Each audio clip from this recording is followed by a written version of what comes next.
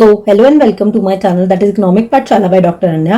आज हम बात करने वाले हैं about the economic current affairs for the month of October and October में भी हम सेकेंड वीक की बात करेंगे that is 13 October to 19 October. इस मंथ में इस पर्टिकुलर वीक में वी हैव 15 न्यूज जो कि मेरे को आपके साथ डिस्कस करनी है। तो let's do quickly start the video. RBI appointed Sonali Singh Gupta as the executive director.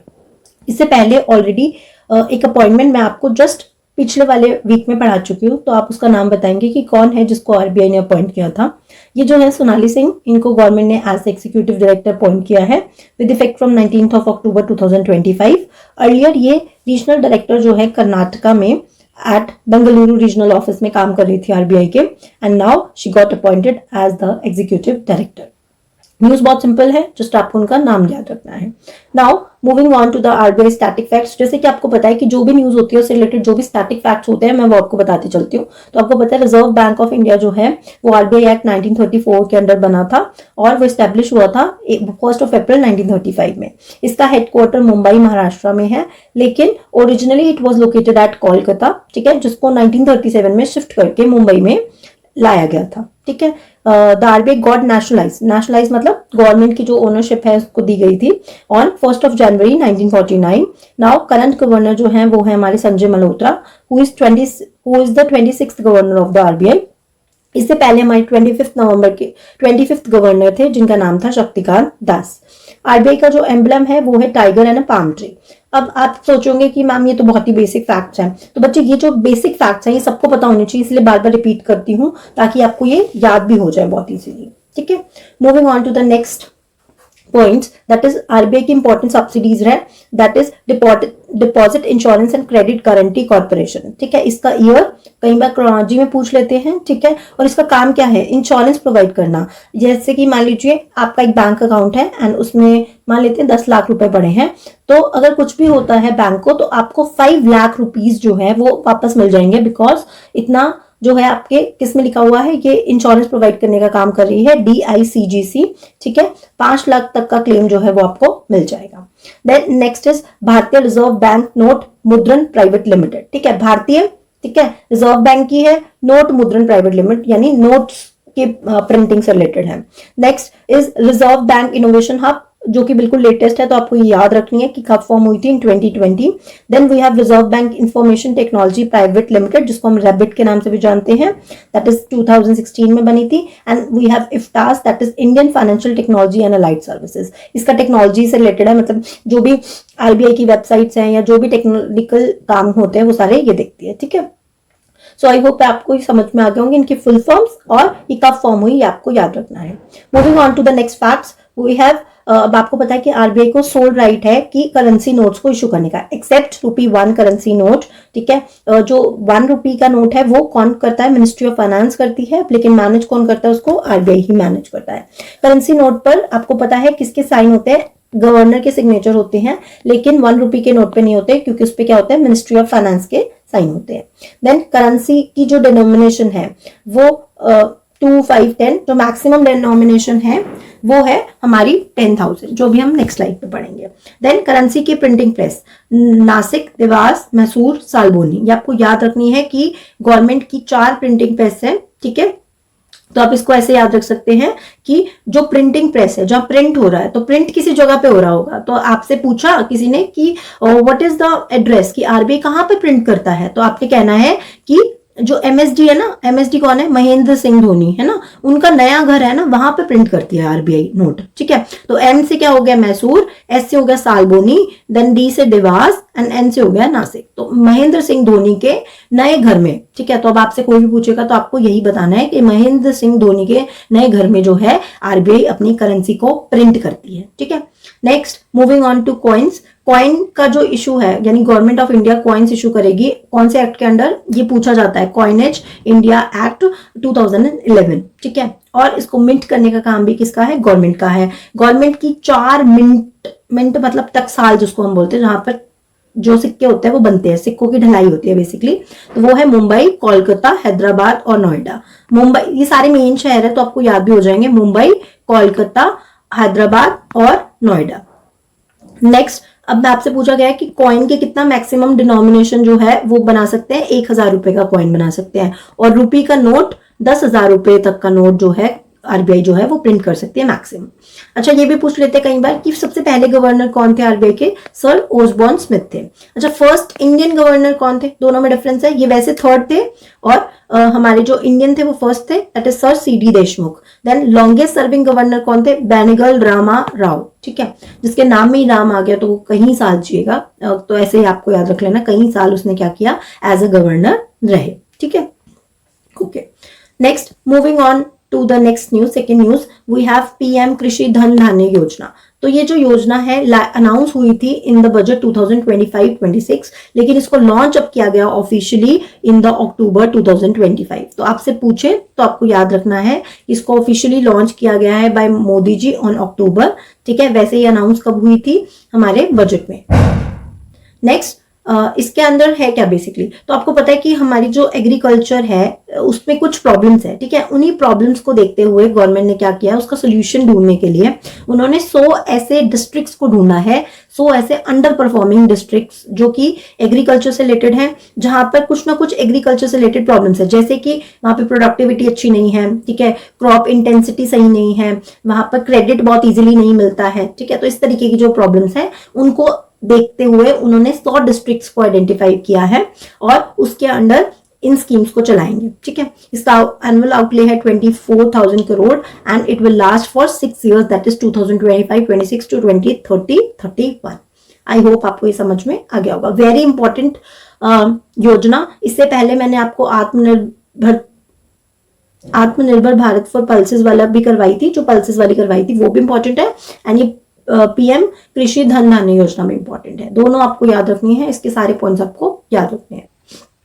Next is India and Brazil agree to expand the trade pact between India and Mercosur bloc. ठीक है, तो आपने वीडियोस देखी होंगी, आपने पढ़ा होगा इंटरनेशनल ट्रेड में आता है हमारा इंटीग्रेशन का। ठीक है, लेवल ऑफ इंटीग्रेशन, या फिर ट्रेड पैक्ट्स के बारे में आपने पढ़ा होगा। ठीक है, प्रेफरेंशियल ट्रेड होता है, फ्री ट्रेड होता है, इकोनॉमिक यूनियन, कस्टम यूनियन, ये सब आपने पढ़ा होगा, जिसमें द डिग्री ऑफ फ्रीडम जो है, जो डिग्री ऑफ इंटीग्रेशन जो है वो क्या होता है, हर स्टेप पे इंक्रीज होता है। ठीक है, नहीं देखा है तो उसके लिए भी मैंने एक ट्रिक वीडियो बना रखी है, आप उसको देख सकते हैं। नाउ मर्कासुर क्या है? आई श्योर ये आपके लिए एक नया टर्म होगा और ये पूछा भी जा सकता है।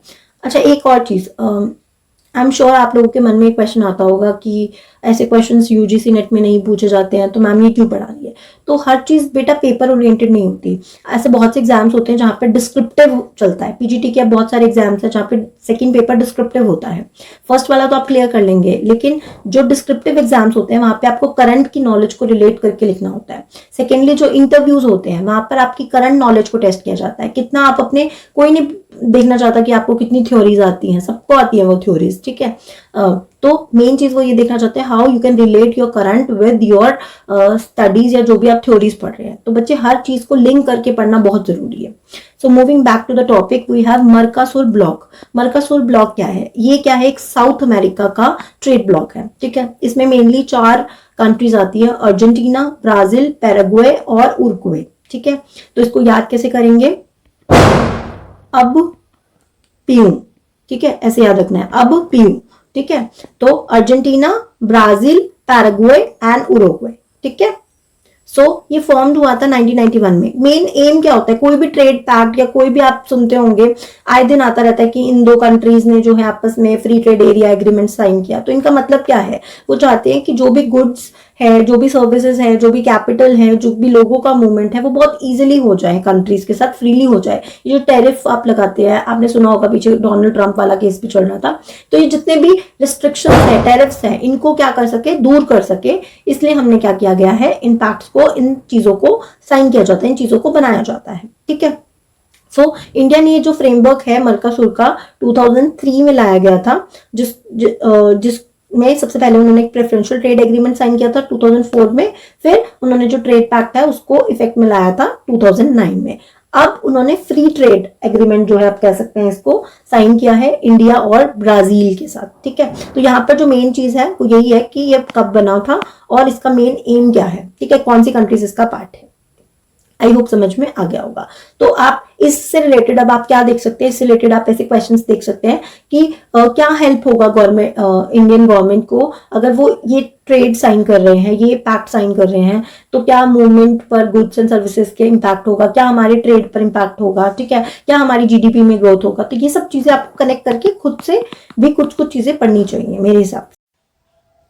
Okay, so our next news is that the central government launched 600 crore कपास क्रांति मिशन। नाम से ही समझ में आ रहा है कपास में क्रांति लानी है। दैट इज जो भी हम कॉटन प्रोड्यूस कर रहे हैं उसकी प्रोडक्टिविटी को हमें इंक्रीज करना है, एंड जो क्वालिटी हम बना रहे हैं कपास की उसको हमें क्या करना है, उस क्वालिटी को हमें इम्प्रूव करना है।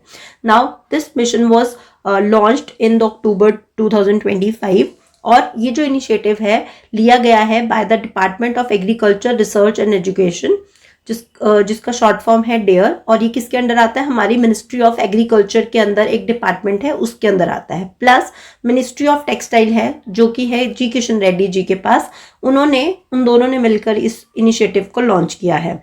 नाउ द इम्पॉर्टेंट थिंग जो आपको याद रखनी है दैट इज कि मैक्सिमम कॉटन का प्रोडक्शन जो है वो कहाँ पर होता है, वो होता है गुजरात और महाराष्ट्र में, राइट।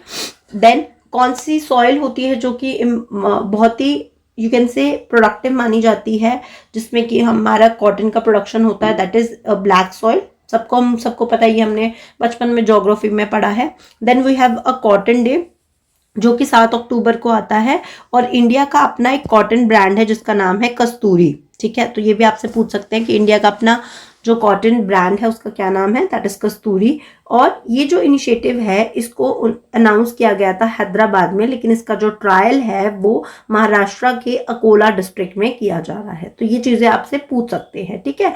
स्टैटिक प्लस जो न्यूज में चल रहा है करंट में, ये दोनों आपको चीजें पता होनी चाहिए। Okay, moving on to the next news. Government extended the tenure of 16th Finance Commission till November 30. तो आप सबको पता है लास्ट वीक भी एक फाइनेंस कमीशन से रिलेटेड न्यूज थी जिसमें हमने पढ़ा था कि गवर्नमेंट ने जो है एक्स्ट्रा अमाउंट जो है इंस्टॉलमेंट का दिया है टू द स्टेट्स। क्यों दिया है, क्योंकि दिवाली और फेस्टिव सीजन है इसलिए उनके खर्चे ज्यादा होंगे, इसलिए गवर्नमेंट ने जितना अमाउंट जो है जाता है पर मंथ के हिसाब से उससे हमें ज्यादा दिया गया है, ठीक है। तो ये मैंने आपको न्यूज पढ़ाई थी लास्ट वीक। अब इस वीक फिर से फाइनेंस कमीशन की न्यूज आई है जिसमें कहा गया है कि जो हमारे 16th फाइनेंस कमीशन है जो कि 31 दिसंबर 2023 को कॉन्स्टिट्यूट हुई थी, ठीक है, और इसका टर्म जो था वो है for 5 years, that is from 1st of April 2026 to 31st of March 2031। इसकी जो डेडलाइन थी रिपोर्ट सबमिट करने की वो थी 31st of October 2025, लेकिन इस टेन्योर को कह सकते हैं हम बढ़ा दिया गया है और अब ये हमें कब तक होगी, दैट इज दिसंबर 2025 तक इस रिपोर्ट को उनको सबमिट करना है। Now the important question is who is the chairman of the 15th finance commission, that is Arvind Panagariya ji, ठीक है, जो कि फॉर्मर वाइस चेयरमैन भी रह चुके हैं नीति आयोग के। Okay, second important thing is कि जो फाइनेंस कमीशन है आर्टिकल जो 280 के अंदर आता है, इसका मेन एम क्या है या क्यों बनाया जाता है फाइनेंस कमीशन। तो फाइनेंस कमीशन जो है रिकमेंडेशन देता है कि सेंटर और स्टेट के बीच में जो भी पैसा है वो किस तरीके से डिवाइड होगा, ठीक है, जिसको हम टैक्स डिवोल्यूशन के नाम से जाते हैं, यानी टैक्स कितना डिवॉल्व होगा अमंग द स्टेट्स और सेंटर और स्टेट्स, ठीक है, जिसको हम हॉरिजॉन्टल एंड वर्टिकल डिवोल्यूशन भी बोलते हैं। वर्टिकल क्या होता है, सेंटर से स्टेट्स के बीच में कितना जाएगा, दैट इज वर्टिकल, और अमंग स्टेट्स कितना होगा डिवाइड, उसको हम कहते हैं हॉरिजॉन्टल, ठीक है। प्लस अगर कोई भी डिजास्टर आ जाता है उसके लिए जो फंड बनाया गया है उसके जो पैसों का लोकेशन है वो भी कौन डिसाइड करता है, फाइनेंस कमीशन डिसाइड करता है। तो ये सारी चीजें आपको पता होनी चाहिए। बाकी जो फैक्ट्स है फाइनेंस कमीशन से रिलेटेड मैंने आपको लास्ट वीक भी करवाए थे, वीडियो बहुत ज्यादा लंबी ना हो जाए इसलिए मैं दोबारा इसको रिपीट नहीं कर रही, ठीक है। आई होप यहाँ तक आपको बात समझ में आ गई होगी। ओके, आप मुझे कमेंट बॉक्स में पहला क्वेश्चन का आंसर करेंगे कि 15th फाइनेंस कमीशन के हेड कौन थे, ठीक है। Okay, moving on to the next news, India's retail inflation eases to 5.4%, तो जैसे कि मैं हर मंथ आपको इन्फ्लेशन, रिटेल इन्फ्लेशन और होलसेल इन्फ्लेशन का यानी सीपीआई और डब्ल्यूपीआई का डाटा जो है वो पढ़ाती हूँ। तो सीपीआई का जो डाटा है वो 5.4% हो गया है for the September month and it was lowest it was the lowest level in more than 8 years, यानी 8 साल में इतना लो कभी नहीं गया है, ठीक है। Plus it was lower than 2% band since 2017। 2017 के बाद से इतना कम जो है वो बहुत टाइम यानी 2017 के बाद हुआ है, ठीक है। और ये हुआ क्यों है? क्योंकि फूड प्राइसेस में क्या हुआ था, एक ईज आ गया था। ईज मतलब उसके प्राइसेस में कमी आई है, जिसके कारण जो रिटेल इन्फ्लेशन है वो कम हुआ है। एंड होलसेल इन्फ्लेशन जो है वो कितना हो गया है? इट फॉल्स टू 0.1% इन सितंबर, ठीक है। अब मैं ऑलरेडी आपको ये चीज़ बता चुकी हूँ, जो सीपीआई है वो हमारा एनएसओ पब्लिश करता है अंडर द मॉसिपी, ठीक है। गुड्स एंड सर्विसेज दोनों को कंसिडर करता है, जबकि डब्ल्यूपीआई है वो सिर्फ गुड्स को लेता है। And it was publish by DP double IT, ठीक है। मैं कई बार ये बता चुकी हूँ, जो कि ministry of commerce and industry के अंडर आता है। इनके बेस ईयर रिवाइज हो चुके हैं। तो क्या आप मुझे बता सकते हैं कि इसका बेस ईयर क्या? इसका बेस ईयर 2011-12 से बढ़कर 2022-23 हो गया है। Is that correct? ये आपको मुझे बताना है। और सीपीआई का क्या 2012 से इट विल बी 2024 हो गया है। Is that correct? अगर मैं गलत हूं तो मुझे बताइएगा नीचे कमेंट बॉक्स सेक्शन में, ठीक है। Okay, now moving on to the next news. ये ज़्यादा इंपॉर्टेंट न्यूज़ नहीं थी, इसलिए मैं फटाफट स्किप कर रही हूँ। आईएमएफ ने जीडीपी प्रोजेक्शन किया है इंडिया के फाइनेंशियल ईयर 2025-26 के लिए। दैट इज, उन्होंने पहले बोला था कि 6.4 होगा। जब मॉनेटरी पॉलिसी की जो रिव्यू हुआ, मॉनेटरी पॉलिसी कमेटी का जो यू कैन से मीटिंग में जो कंक्लूजन निकल के आया, उसके बाद उन्होंने इसको रिवाइज करके कह दिया कि 6.6% हो, ठीक है। Moving on to the next news, RBI revises merchanting trade transaction MTT guidelines. So next news is that RBI revises merchanting trade transaction guidelines. देखिए, पहले तो आपको ये समझना पड़ेगा मर्चेंटिंग ट्रेड ट्रांजैक्शन होता क्या है, तभी समझ पाएंगे कि उनकी क्या गाइडलाइंस में हमें रिविजन किया गया है। सो मर्चेंटिंग ट्रेड ट्रांजैक्शन क्या होता है? That is buying goods from one foreign country and selling them to another foreign country without bringing the goods into India. लेकिन जो मनी पेमेंट होगा वो इंडियन बैंकिंग चैनल्स के थ्रू होगा। इसको समझने के लिए एग्जाम्पल बताती हूँ, इसको बहुत अच्छे से आपको समझ में आ जाएगा। मान लीजिए एक बंदा है, ये है रमेश, ठीक है। इसका काम है, ये क्या करता है, इसने ऑस्ट्रेलिया से मान लीजिए गेहूं खरीदी है, वीट खरीदा है ऑस्ट्रेलिया से, ठीक है। और इसको ये भेजनी है वीट बांग्लादेश को, ठीक है। तो इसने क्या किया, बांग्लादेश को ये जो गेहूं है वो सप्लाई कर दी, ठीक है। तो सबसे पहले उन्होंने क्या ट्रांजेक्शन की होगी, उन्होंने इंपोर्ट किया होगा। कहाँ से? इस ऑस्ट्रेलिया से। इंपोर्ट किया होगा उन्होंने, ऑब्वियसली जो हमारी ये थी वीट थी उसको इंपोर्ट किया होगा, और इनको बदले में क्या दिए होंगे, पैसे दिए होंगे, ठीक है। बदले में, वीट के बदले में उन्होंने क्या दिया होगा, पेमेंट की होगी, ठीक है, पेमेंट फॉर द वीट। अब सेकेंड लेग में क्या किया होगा, इन्होंने यहाँ से एक्सपोर्ट किया होगा वीट को और बदले में ली होगी इनसे पेमेंट, राइट। और यही इसी चीज को हम बोल रहे हैं मर्चेंटिंग ट्रेड ट्रांजैक्शन। तो अब कहोगे कि मैम इसमें क्या फर्क है, ये तो एक्सपोर्ट इंपोर्ट है, लेकिन इसमें जो गुड्स हैं वो डायरेक्टली इंडिया की बाउंड्री में नहीं आ रहा है, डायरेक्ट हम उसको क्या कर रहे हैं, ऑस्ट्रेलिया से लेकर बांग्लादेश में भेज रहे हैं, लेकिन पेमेंट जो है वो हमारे इंडियन अकाउंट से या इंडियन बैंकिंग सिस्टम के थ्रू होकर जा रहे हैं, ठीक है। पहले जो है इट वॉज सेट दैट ये जो भी डील है, इसके लिए जो भी पैसा अरेंज करना होता था, जो रमेश है यानी जो भी इंडियन है, उसको इसके लिए जो अमाउंट पे करनी पड़ती थी वो क्या होता था, वो 4 मंथ्स के अंदर अंदर उनको अरेंज करनी पड़ती थी। लेकिन अब इस टाइमलाइन को इंक्रीज करके 6 मंथ कर दिया है, यानी कि आप इस पैसे को अरेंज करने के लिए, इंपोर्ट करने के लिए, आप उसको इंपोर्ट करके प्लस एक्सपोर्ट करने वाला जो ये काम है, इसकी जो पेमेंट है आपको 6 मंथ के अंदर अंदर करनी है। और ये जो पूरी डील है इसको फाइनलाइज करने के लिए हमारे पास कितना टेन्योर है, 9 मंथ्स का।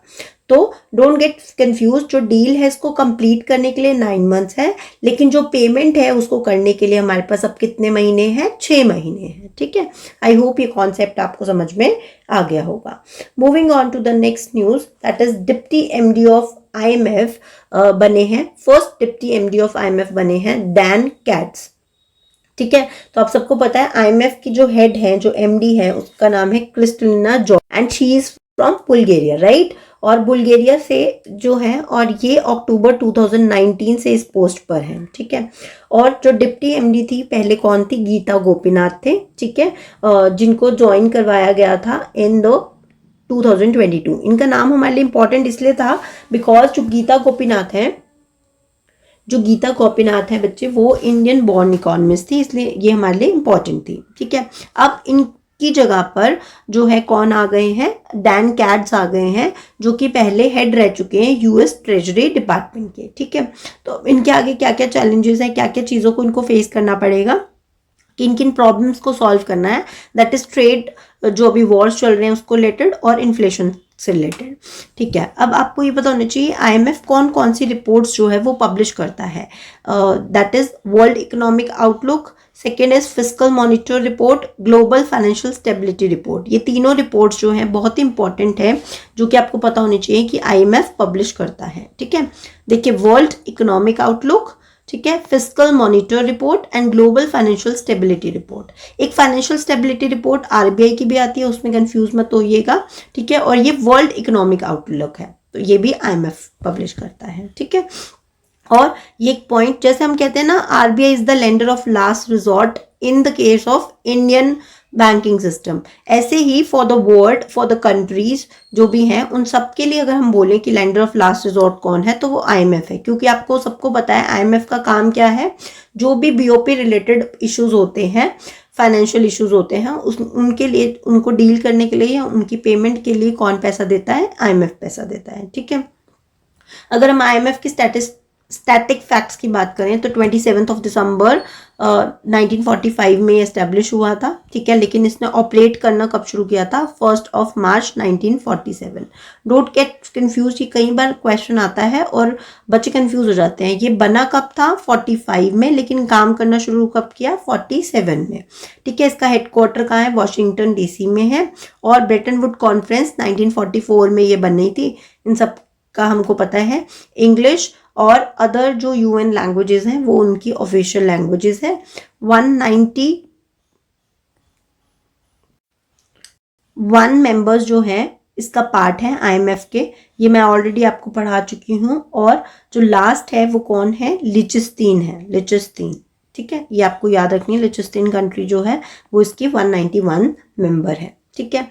बाकी अगर हम फैक्ट्स की बात करें, जो IMF के फैक्ट्स हैं, दैट इज इसमें SDR चलता है। SDR क्या होता है, स्पेशल ड्राइंग राइट्स, ठीक है। और स्पेशल ड्राइंग राइट्स जो है वो 5 बास्केट ऑफ करेंसी से मिलकर बना है। ये भी फैक्ट्स मैं ऑलरेडी आपको कई बार बता चुकी हूँ। क्या आप मुझे बता पाएंगे कि कौन से 5 बास्केट ऑफ करेंसीज हैं जो कि इसमें इंक्लूड होती हैं, ठीक है। जैसे कि डॉलर है, यूरो है, देन युआन, चाइनीज युआन है, then Japanese yen and British pound, ठीक है।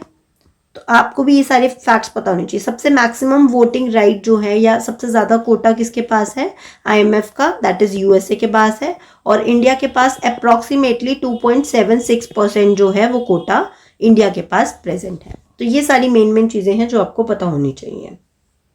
Moving on to the next news, that is Hindustan shipyard limited has granted mini ratna status. तो आप सबको पता होगा कि 3 तरह के स्टेटस दिए जाते हैं, mini Ratna, Maharatna and Navratna status. जो हिंदुस्तान शिपयार्ड लिमिटेड है, it is basically a maritime manufacturing company and it was formed in 1941।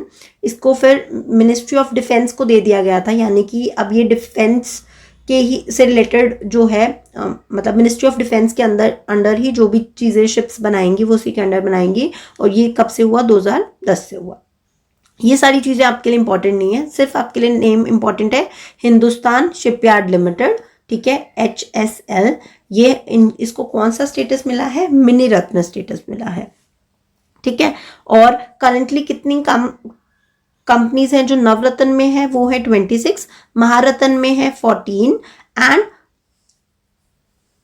Mini ratna के अंदर we have 2 categories, category 1, category 2। Category 1 होती है अगर किसी भी कंपनी का टर्नओवर जो है 120 करोड़ हो जाता है in the last 3 years, and अगर कैटेगरी 2 में वो 80 करोड़ टर्नओवर हो जाता है इन द लास्ट 3 इयर्स, तो हम उसको क्या कर देते हैं? मिनी रत्न स्टेटस दे देते हैं। ओके, तो जब भी मैं ये न्यूज़ पढ़ती थी यानी जब भी स्टेटस की बात आती थी, तो मेरे को हमेशा ही कन्फ्यूजन रहता था कि कौन सा पहले आएगा। तो आपको हमेशा याद रखना है जो महारत्न है वो सबसे पहले नंबर पर होता है, ठीक है। Then we have Navratna and then we have mini Ratna, ठीक है। ओके, अब जो महारत्न है वो 2010 में ये स्टेटस इंट्रोड्यूस हुआ था, नवरत्न 1997 में, और mini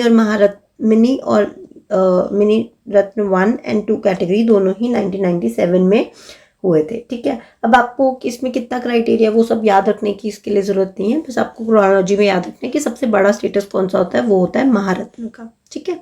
okay, moving on to the next news. India's unemployment rate rises to 5.2% in September, driven by rural job losses। यानी कि सितंबर में 5.2% पहुंच चुका है अनएम्प्लॉयमेंट रेट, जो कि 5.1% था अगस्त में। ये डाटा जो है कौन कंडक्ट कर रहा है? दैट इज मोस्पी, ठीक है। पीरियोडिक लेबर फोर्स सर्वे का जो डाटा आता है उसके अंदर उन्होंने बताया कि अनएम्प्लॉयमेंट रेट ये है, ठीक है। देन वर्कर पॉपुलेशन रेशियो जो है वो क्या होता है? दैट इज टोटल पॉपुलेशन में से कितने ऐसे लोग हैं जो कि एम्प्लॉयड हैं, ठीक है। उसका अगर हम देखें तो रूरल एरिया में we have 54.8% and urban areas में we have 47.4% people unemployed. So next news is that 10 years of Paramparagat Krishi विकास योजना कंप्लीटेड, ठीक है। अगर आपको ध्यान हो तो ये क्वेश्चन ऑलरेडी यूजीसी नेट में पूछा जा चुका है कि ये योजना कब लॉन्च की थी। सो दिस योजना was launch in 2015 under soil health card scheme, ठीक है। इसका मेन एम क्या है?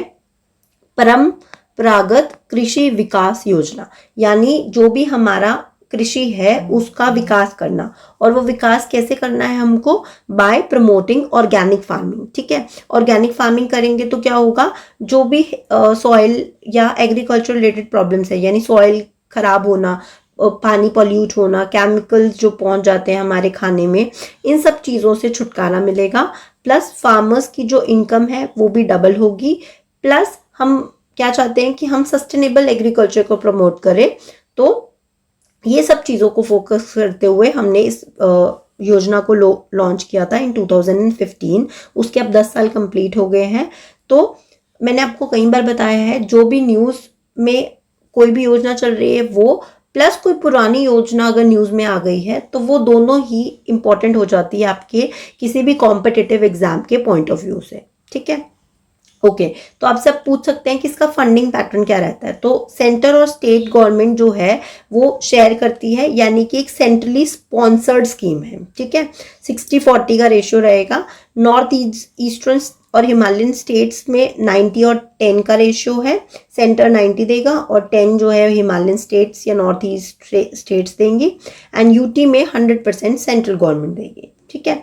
तो ये है। अगर आपको लग रहा होगा कि मैम ये तो जस्ट आप ऐसे ही बता रहे हो, तो बच्चे ये क्वेश्चन भी एक आपके एग्जाम में पूछा गया था किसी पर्टिकुलर स्कीम से रिलेटेड कि फंडिंग का रेशियो क्या है, तो इसलिए आपको ये याद रखना भी जरूरी है।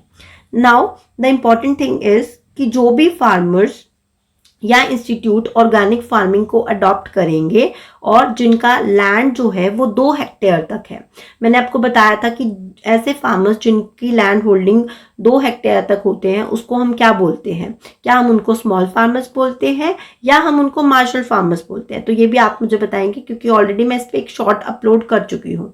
तो आप मुझे बताएंगे कि ऐसे फार्मर्स को हम क्या बोलते हैं, ठीक है। तो ऐसे जितने भी फार्मर्स हैं जिनकी लैंड होल्डिंग 2 हेक्टेयर्स तक है और वो ऑर्गेनिक फार्मिंग को अडॉप्ट कर रहे हैं, तो उनको क्या दिया जाएगा? 31,500 पर हेक्टेयर दिए जाएंगे over a period of 3 years, यानी 3 सालों तक आपको ये पैसा जो है पर ईयर के हिसाब से 31,500 रुपीज मिलेगा ऐसे फार्मर्स को जो ऑर्गेनिक फार्मिंग पे स्विच करेंगे, ठीक है।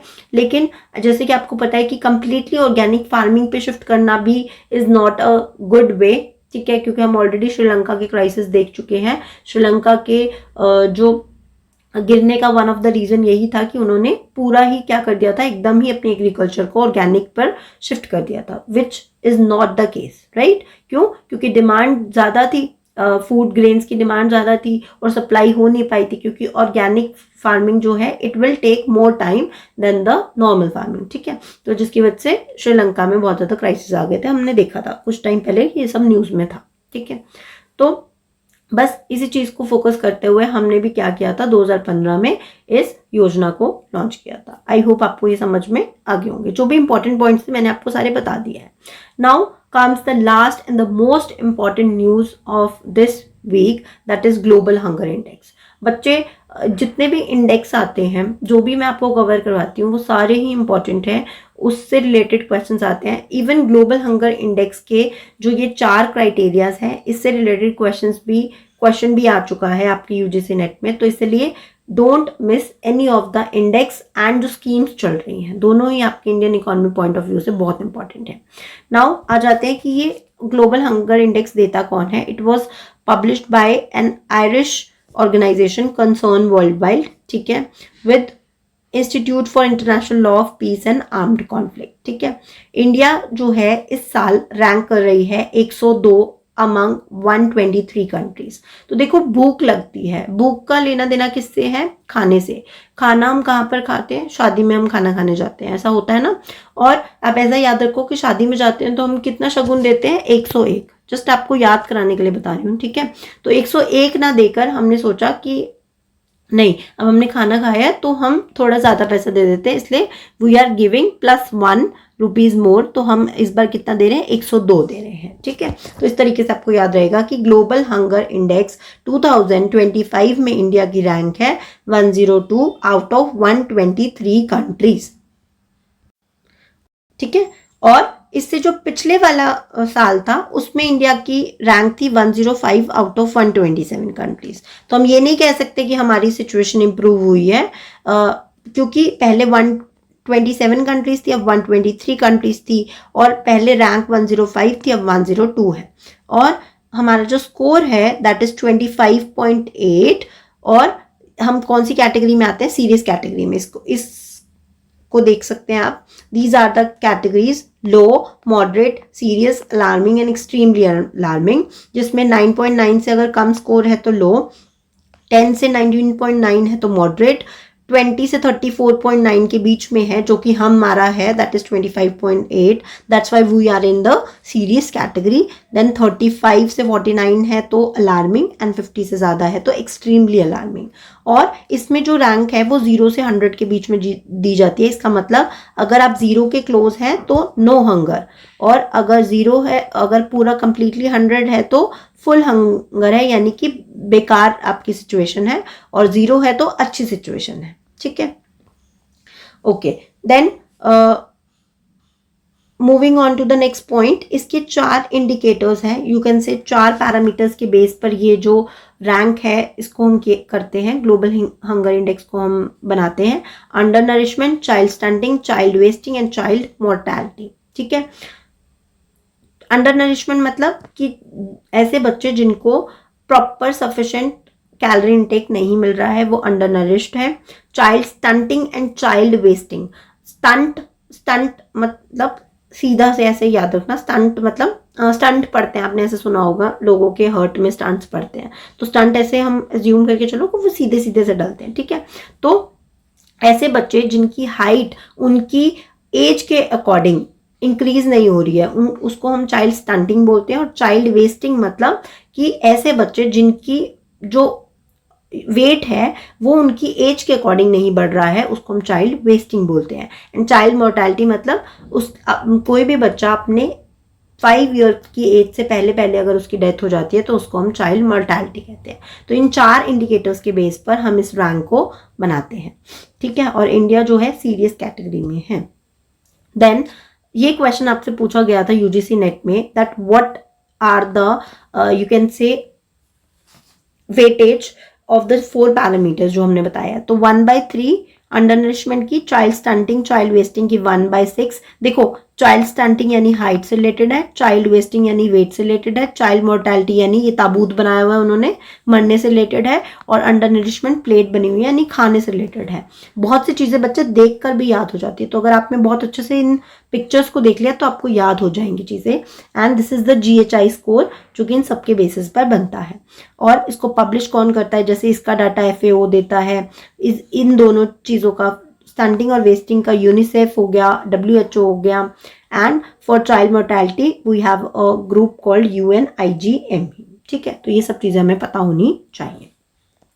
Then this is the GHI score trend for the India. जैसे कि आप देख रहे हैं इट इज इम्प्रूविंग, हमारा स्कोर जो है वो डिक्लाइन हो रहा है, या that is we are moving towards 0।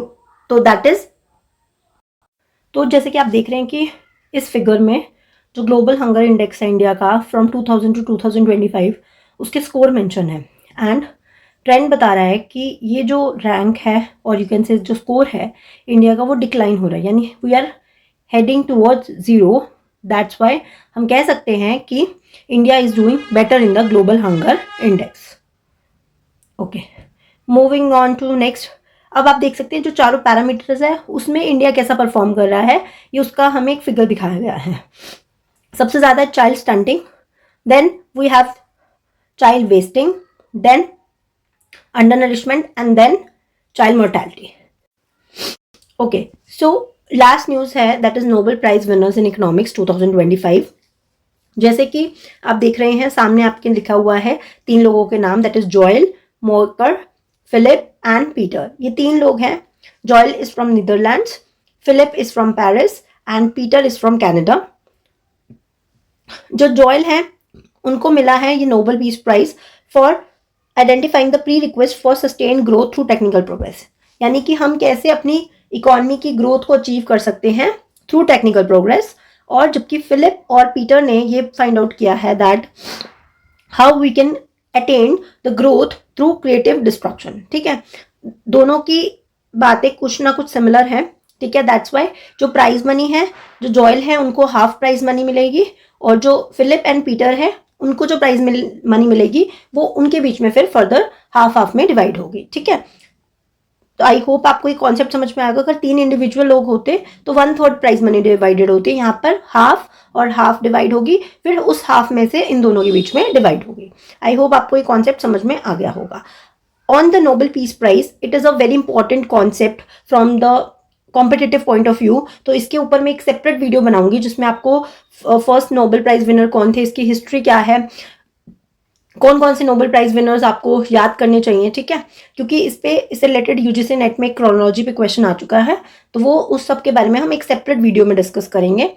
अभी के लिए आपको सिर्फ इतना याद रखना है that Joel, Philippe and Peter, वो सब आपको पता होना चाहिए कि इन्होंने ये अवार्ड जीता है। आई होप आज की सारी न्यूज आपको क्लियर हो गई होंगी। अगर कोई भी डाउट होता है तो आप नीचे कमेंट बॉक्स में लिख सकते हैं। Till then, thank you and bye bye.